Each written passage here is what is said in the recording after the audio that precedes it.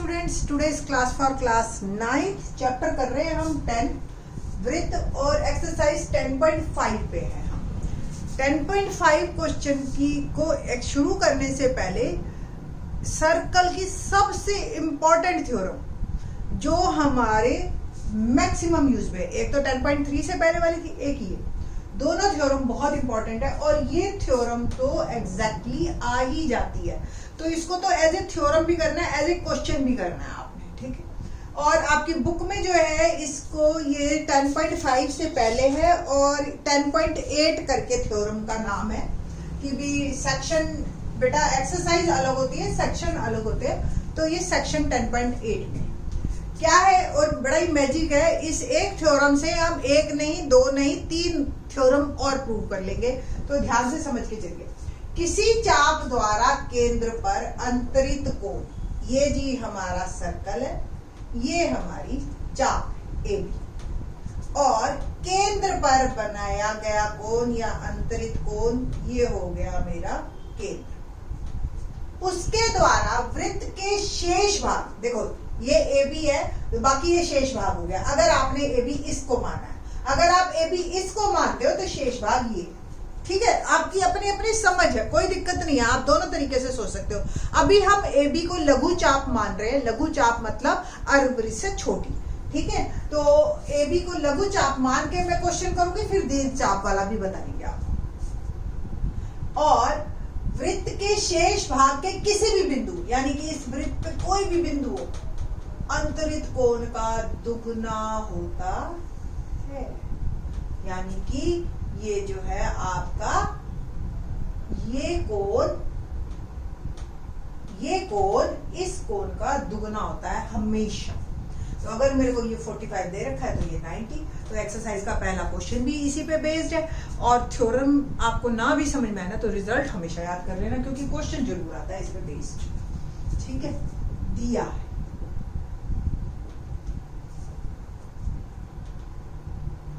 Circle, centre OR बस, और AB एक चाप। मैंने ना लघु चाप बोला ना दीर्घ, अभी हम लघु चाप लेके कर रहे हैं, फिर इसी का ही एक पार्ट और करेंगे। सिद्ध कर कोण AOB दुगना कोण ARB। रचना, RO को मिलाया और P तक बढ़ाया, और P तक बढ़ाया। प्रमाण, पहले मिला देती हूं मैं RO को, और ये P तक मैंने बढ़ा दिया, और मैं इसके नाम दे रही हूं 1 2 3 4 5 6, ठीक है। लेट्स सी प्रमाण। त्रिभुज ARO, मैं बना के दिखाती हूं अलग से, ARO,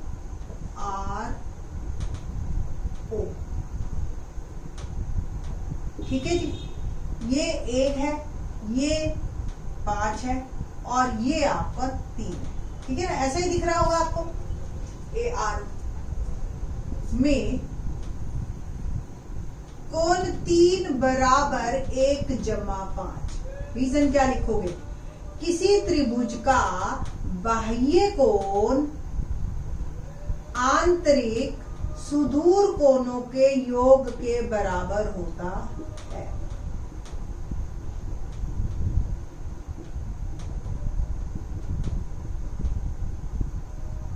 क्या मतलब हुआ? किसी ट्रायंगल में हमने चैप्टर नंबर 6 में पढ़ा था, किसी त्रिभुज का अगर बाह्य कोण आंतरिक सुदूर कोणों के जोड़ के बराबर होता है, exterior angle of a triangle is sum of interior opposite angles, तो इसके साथ जो टच करता है उसको छोड़ के बाकी दो के जोड़ के बराबर ये कोण होता है हमेशा। तो इसमें देखो ये बाह्य कोण है और ये आंतरिक सुदूर कोण है। इसी प्रकार, बस दोबारा लिखने की जरूरत नहीं है, त्रिभुज ABRO में कोण 4 बराबर कोण, एक मिनट सॉरी, इसको पहले लिखने से पहले अब आप लिखो कोण 1 बराबर कोण 5। रीजन, एक आपको पता है AO और RO बराबर है, त्रिज्याएं है ना, और AO और RO बराबर है, तो किसी त्रिभुज में समान भुजाओं के सम्मुख कोण समान होते हैं। पता है ना आपको कि त्रिभुज में अगर ये दो भुजाएं बराबर हो तो इनके अपोजिट एंगल्स भी बराबर होंगे, angle B equal to angle C। तो सिमिलरली अगर ये और ये बराबर है तो इसके सामने वाला कोण 1, इसके सामने वाला कोण 5 बराबर होंगे। तो 3 बराबर 1, 5 की जगह भी 1 लिख दूं, कोई दिक्कत तो नहीं है ना, और 3 बराबर है दुगना कोण 1, और इसको मार्क कर लीजिए नंबर 1।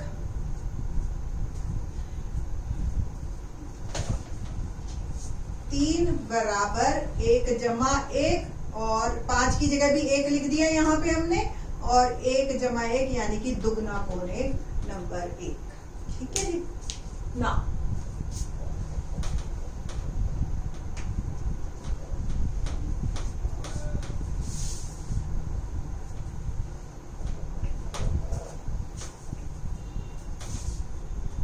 बस इसी प्रकार, बस अब ज्यादा आपको एक्सप्लेन करने की जरूरत नहीं है क्योंकि सेम रीजन है।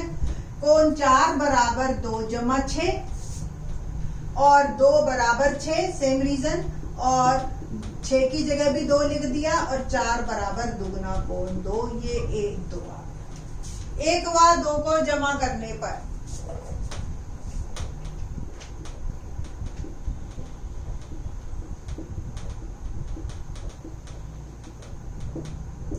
देखो जी, 3 जमा 4 दुगना कोण 1 जमा दुगना कोण 2। 3 जमा 4 बताओ जी पूरा क्या बना, AOB। 2 कॉमन 1 प्लस 2, और 1 प्लस 2 क्या बना, इकट्ठा करो ARB। तो एंगल AOB और ARB हेंस प्रूव्ड। तो ये हमारा इस तरीके से बराबर हो गया। ठीक है जी, AOB दुगना कोण ARB। तो ये तो हो गई बात सिर्फ इसकी। मैंने आपको बताया था एक आपके पास क्वेश्चन ऐसे आ जाएगा, सिद्ध करो अर्धवृत्त में बना कोण समकोण होता है, और बहुत यूज होएगा, अर्धवृत्त में बना कोण समकोण होता। ठीक है, तो सिर्फ और सिर्फ फिगर चेंज करनी है आपने, थ्योरम आपकी सेम रहेगी बिल्कुल। अब AB जो है आपकी अर्धवृत्त हो गई, जो चाप है। ठीक है, और ये R हो जाएगा, RO को उसी तरह से मिला दोगे, P तक बढ़ा भी दोगे, फिर उसी तरह से ये 3 4, ये 1 2, ये 5 6, बिल्कुल सेम पूरी थ्योरम कर देनी है आपने। फिर आपने क्या लिखना है, देखो अब ये मैं दूसरी थ्योरम कर रही हूं। पूरी थ्योरम करने के बाद ये एक लाइन लिखनी है आपने, कोण AOB 180 डिग्री रैखिक युग्म, या एक रेखा पे बने दोनों कोणों का जोड़ 180 होता है। वैसे तो युग्म की बात ही नहीं कर रहे, तो ये लिखने की जरूरत नहीं है।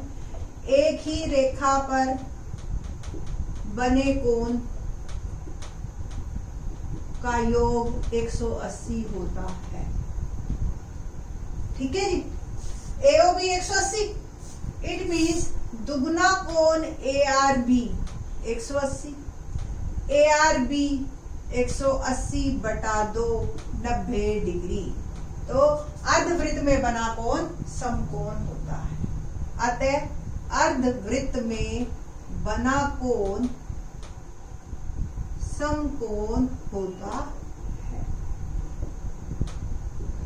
तो दो थ्योरम की हमने क्या क्या की, पहली कि अगर कोई चाप केंद्र पे जितना भी कोण बनाती है, वृत्त के शेष भाग पर बने कोण का दुगना बनाती है। अगर ये थ्योरम आती है तो पहले की तरह कर देंगे। अगर यही थ्योरम सेम आए, अर्धवृत्त में बना कोण सिद्ध करो समकोण होता है, अर्धवृत्त में बना कोण समकोण होता है। अब थ्योरम ये हो गई आपकी, ठीक है। सेम थ्योरम करनी है, फिगर अर्धवृत्त की बना देनी है आपने, और आखिरी में ये दो लाइनें लिख देनी है। भाई सीधी सी बात है, अभी हमने सिद्ध किया ये आधा है, ये 180 है, तो ये हमेशा 90 का होगा। ये यूज होगी आपकी थ्योरम बहुत बार कि अगर कोई, देखो इसको भी हम यूज पता है कैसे करते हैं, ए बी व्यास लेते हैं, व्यास हमेशा 90 का कोण बनाता है, ठीक है। ऐसे हम सोच के काम करेंगे। एक और थ्योरम है, बट वो उसका रिजल्ट नहीं आता, मैं सिर्फ आपको बताऊंगी। रीजन उसका यूज बहुत है कि एक ही वृत्त में एक चाप जो है वो बराबर का हमेशा बनाएगी कोण, ये सारे कोण बराबर होंगे हमेशा, ठीक है। ये कैसे, ये बताएंगे अब आपको। देखो कोई भी चाप है, केंद्र पे जो कोण बनाएगी बाकी बने हुए वृत्त पे हमेशा आधा बनाएगी। तो सपोज ये 2x है, तो ये सारे x है, और फिर ये सारे आपस में बराबर है। तो इसको लिखते कैसे हैं, ऐसे लिखते हैं, एक ही वृत्तखंड में बने कोण समान होते हैं, ठीक है। तो हमने 3 रिजल्ट किए, और इन 3 रिजल्ट्स पे बेस्ड हम एक्सरसाइज के क्वेश्चन करेंगे। अभी एक और है, वो बाद में बताएंगे अगले लेक्चर में। पहला कि कोई भी चाप वृत्त के केंद्र पर शेष भाग पर बने कोण का दुगना कोण बनाती है। दूसरा, अर्धवृत्त में बना कोण समकोण होता है। तीसरा, एक ही वृत्तखंड में बने कोण हमेशा समान होते हैं। Let's start question number 1।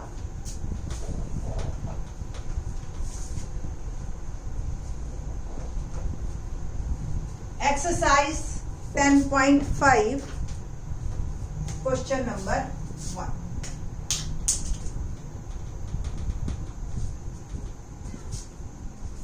क्या है question number 1? Let's start.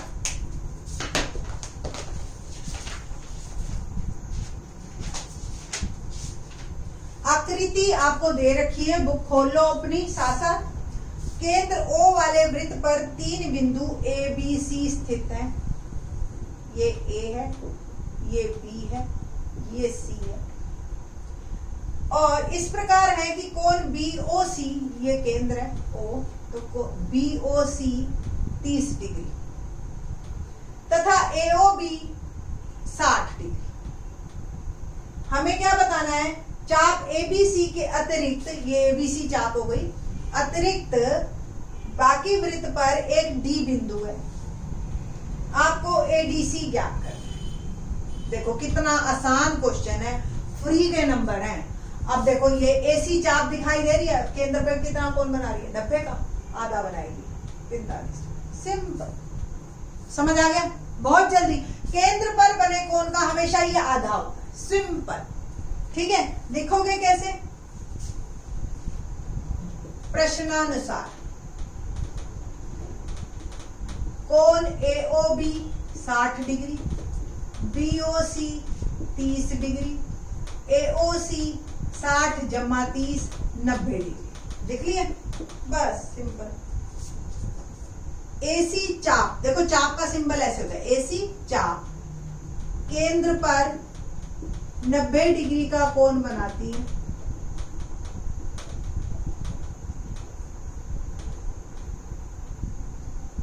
Theorem लिखनी है,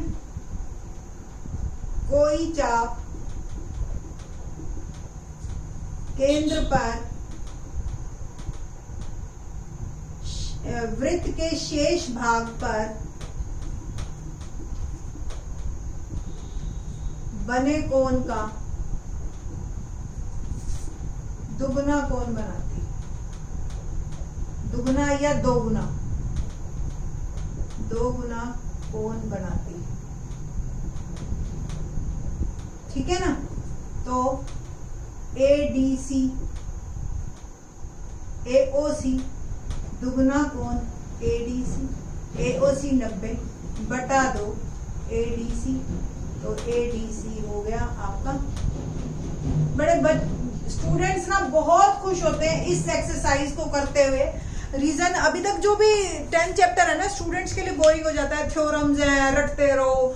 तो यहाँ पे आके उनको क्वेश्चन करने को मिलता है और वो खुश होते हैं। ठीक है, सारे क्वेश्चन इसी तरह से इंटरेस्टिंग है। आप नेक्स्ट लेक्चर में हम क्वेश्चन नंबर 2 ऑनवर्ड्स करेंगे। थैंक्स।